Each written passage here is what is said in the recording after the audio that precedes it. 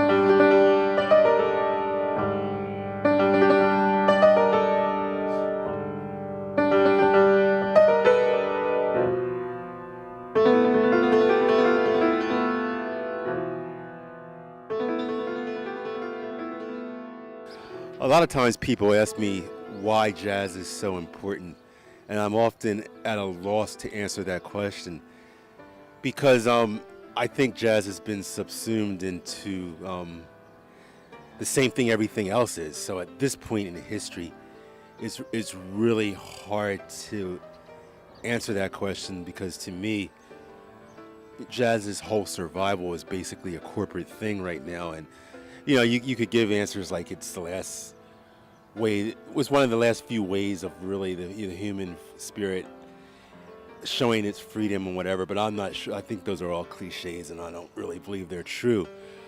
I would say that, jazz is an American art form, and for that reason alone, it deserves to continue and to fight for its existence because it still is an underground language, even though jazzy things are used, everywhere in advertising and everything. But the essence of the expression of a jazz musician is still an underground language, and for that reason, it retains some importance. As far as like the quest of the human spirit to say things that maybe certain people don't want you to say. But I myself often wonder what importance jazz has today, and sometimes I don't think it has any.